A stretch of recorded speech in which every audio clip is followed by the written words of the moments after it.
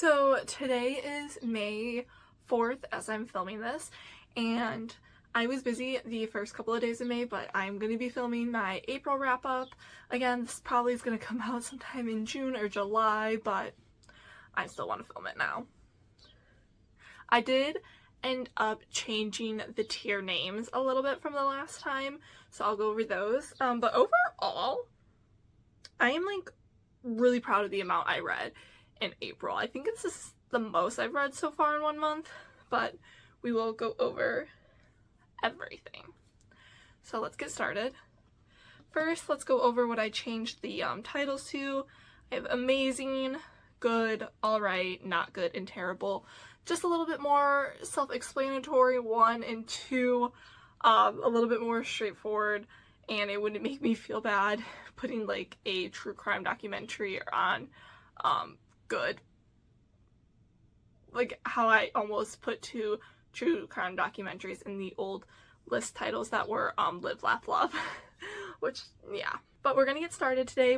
We're gonna start with podcasts, and I only did listen to 1 podcast, and it was Two Hot Takes. Again, I feel like I've talked about Two Hot Takes a million times, but if I need to reiterate, Two Hot Takes is a podcast that is hosted by a girl named Morgan, and she has a guest on. Sometimes it's like a special guest, usually it's like one of her friends or her boyfriend / I think they're actually engaged, so her fiance, and she just takes stories off of Reddit, reads them, they both give opinions. I love Reddit stories, I think they're so fun, but I don't like reading Reddit myself, so I really like podcasts that go over them. I do watch Smosh Reads Reddit stories, but I watch it more as a YouTube video than a podcast, so I don't personally count it. But Two Hot Takes is going to go in good. I usually listen to it while I'm doing like chores or like, you know, getting ready for the day or whatever. So I do actually listen to it quite a lot. The next game we have is Hello Kitty Island Adventure, the Deluxe Edition. This is a game where you make like a character that kind of looks like one of the Sanrio characters. You end up on an island with all the Sanrio characters. And it's kind of like Animal Crossing. You're doing different tasks in order to progress further and get more characters and improve the island, and you buy different clothes and furniture and stuff like that. I'm not too far into the game. I just got to the second part of the island. I haven't been playing it as much as I thought I would. I do enjoy it though, but I think it's just alright. Like I said, I do really enjoy it. I just haven't been playing it as much as I thought I would. It hasn't enraptured me. I do like it better than Animal Crossing, I will say. I do not really like Animal Crossing. I'm more of a Stardew Valley girl, or The Sims. I get lost in those games. Hello Kitty, I feel like, is one I could get lost in if, you know, I give myself the time to. The problem is I'm only playing for like 1 or 2 hours at a time, which is actually really short for a game like this. Next up, I have Tetris. Tetris is amazing. Tetris is one of those games I definitely have to limit myself in. I've never played a game of Tetris in my life until college, and then I kid you not, I would play Tetris whenever I had a free moment. Even if I was watching TV or something, I was playing Tetris, I kid you not, for like a month straight. Tetris, oh my god.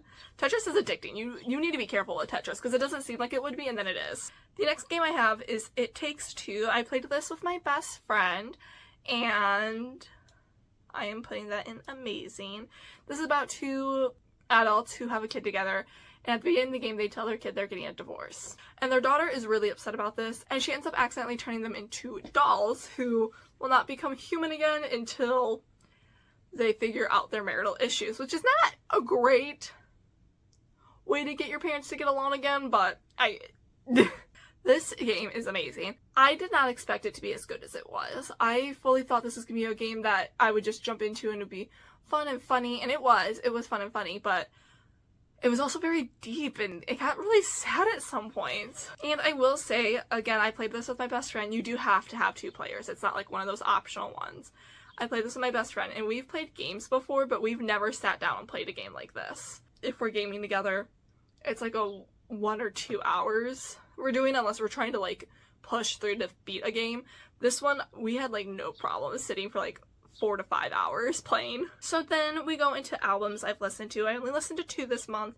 They were both by the artist Marina. This first one, as you can see, still has her diamonds moniker on it, but it is Fruit, and that one is alright.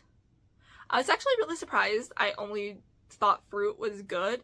I mean, alright, because I remember when this one came out, I didn't listen to the whole album when it came out, but when it came out, I was really into, like, quite a bit of the songs. But, like, overall, I feel like the album was alright. Definitely not bad because it's Marina, and I love Marina, but I wouldn't say it's one of her better ones.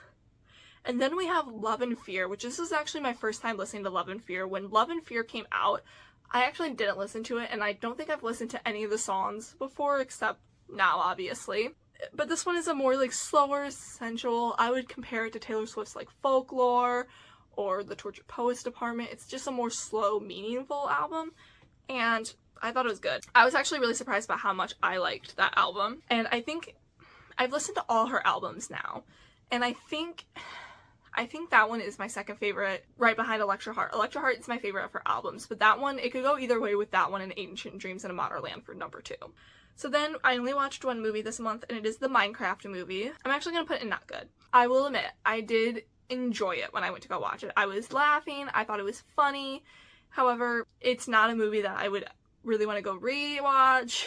It's not a movie I'm interested in owning on DVD. It's not a movie I'm interested in when it comes out on streaming. I didn't really like it that much. I think I only had a good time watching it because it was the movie experience.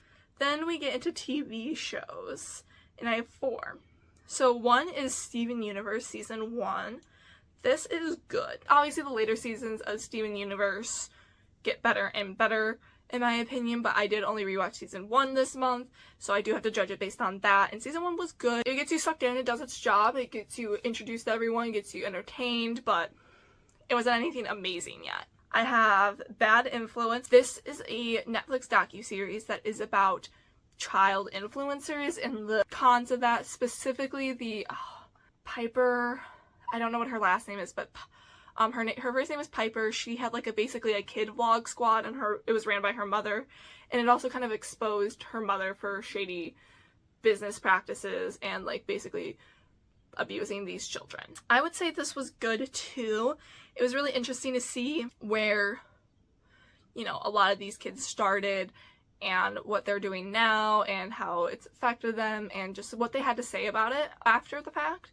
Because obviously when they were first in it and they were kids, they didn't understand all the implications, but now they're looking back on it and they're realizing, oh, that wasn't right, certain things that happened. And then next we have Temptation Island. This is the Netflix reboot of Temptation Island, because I am currently watching the one that is on Peacock. I think this is the 2025 version, maybe 2024, but I think it's 2025 version of Temptation Island on Netflix. And this was amazing. It's bad. It's a bad show. I will admit, it is a bad show, but it's my kind of bad TV. Temptation Island, if you don't know, is one of the greatest premises of a TV show of all time. They take these 4 couples, and they split them up, and all the girls go to stay in one house, and all the guys go to stay in one house. And the guys are staying with 12 single women who are trying to get them to cheat. And the girls are staying with 12 single men who are trying to get them to cheat, but actually want to be more friends and not pressure the girls whatsoever. Shocking. And it's what ensues from there, which is hilarious. I will say there is only one couple who, when we started, I thought should have ended up together. Everyone else I thought should have broken up. I'm not going to reveal who did and didn't break up, but I thought everyone should have broken up except for one couple. It's such a toxic show. It is such a toxic show, but oh man, was it entertaining, and it was hilarious. And it's so funny too, because like the guys especially are such hypocrites in it, because like the guys will like go and make out with all these, you know, 12 single women, and then they'll see their girlfriends like give a guy a hug, and they'll be like, that was a little disrespectful. I can't believe she would do that to me. And it's like, what are you talking about? What do you mean? What do you mean? If you are at all into trash reality TV, you need to check out Temptation Island. And then the last show I watched was another one of those stupid reel shorts that always suck me in with TikTok ads. They always do. They always get me good.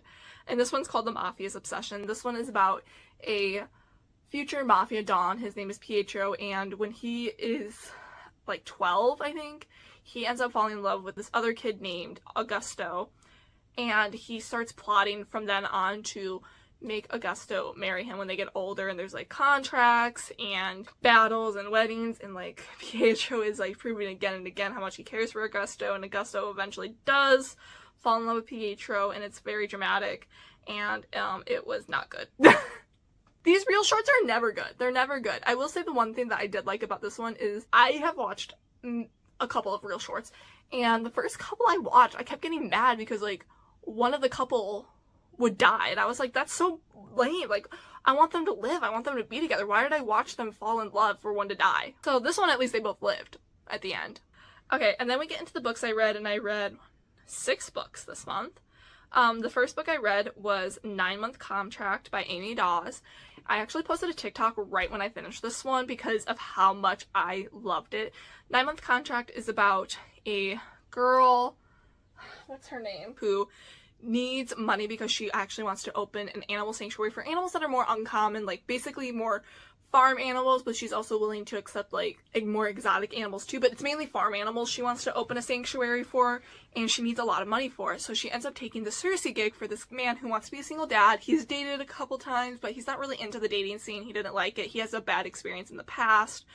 But he wants to be a father, but it's obviously not working out, dating and finding a wife. So he's like, I'm just gonna hire a surrogate to be a single dad, but the surrogacy agency is kind of low-key hostile to him because he wants to be a single dad. His niece actually ends up running into our main girl character, and I can't remember either of their names, I'm so sorry, but his niece actually ends up running into her, and she is like, oh my god, you would be perfect for this. She sets up an interview between her uncle and the FMC because obviously he would need to know her, and she gets approved by the uncle.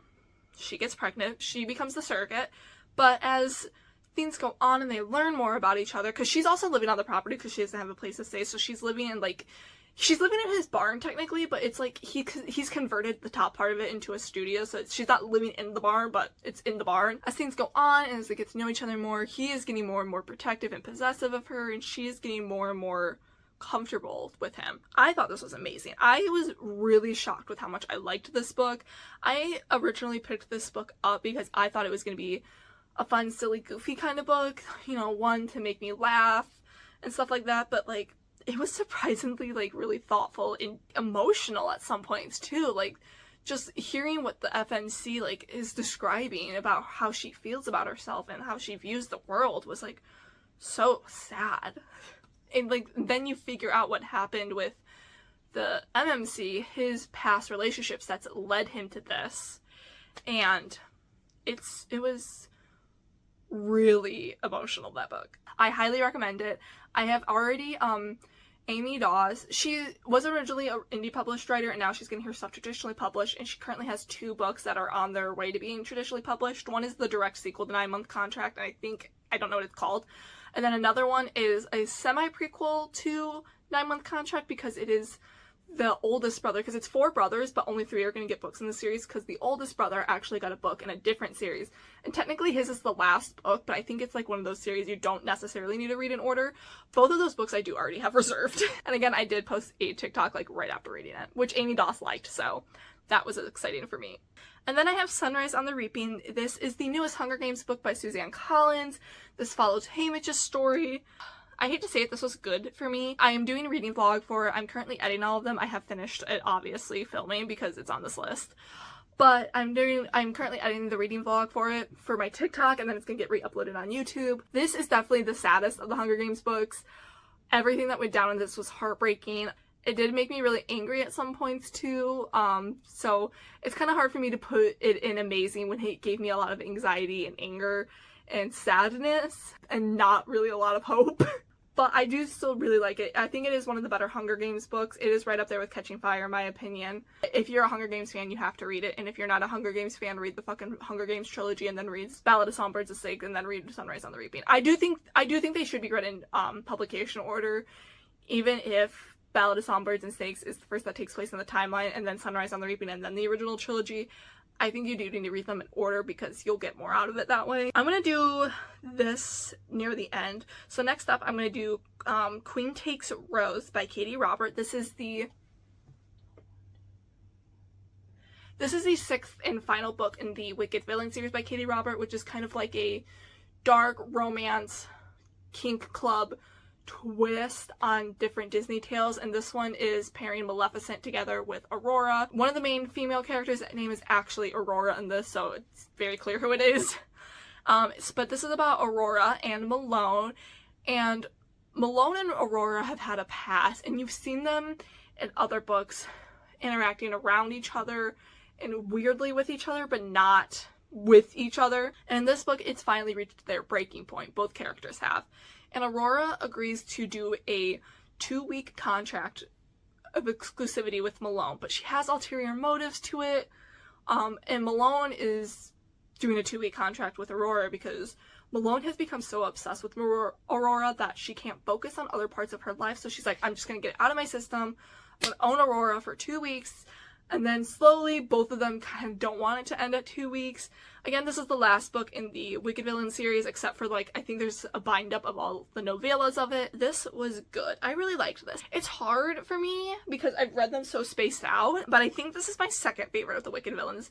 A Worthy Opponent will probably always be my favorite, even when I go to reread the series. I think this one was a close second. My problem with the Wicked Villain series in general is that the books are so short, and along with the romance they try to add a secondary plot to it, it kind of is hard. So a lot of the times, in my opinion, I don't feel the romance between the 2 main characters or 3 main characters, and this was one of the few ones where I actually felt like they had a genuine connection and liked each other outside of their lust too. We had Dangerous Convenience Store Volume 5. This is by 934? Or no, this is by 945 is the author on this. And I'm going to put this in alright, but that's actually good because for a while, The Dangerous Convenience Store, I feel like the first 2 volumes were really, really good. I couldn't get them out of my head, and then slowly but surely, they were getting worse and worse. And I even told myself that if Volume 5 didn't pick up, I would have put the series down. But Volume 5 actually starts with a time jump. It's a 3-year time jump. And I do feel like this really helped the series. The younger of the 2 male main characters really matured a lot, and you also got to see more of the older main male character, his dedication. So I do think the series is going more in the right direction now. And then lastly, these last 2 books are part of the same series, so that's why I wanted to do them together.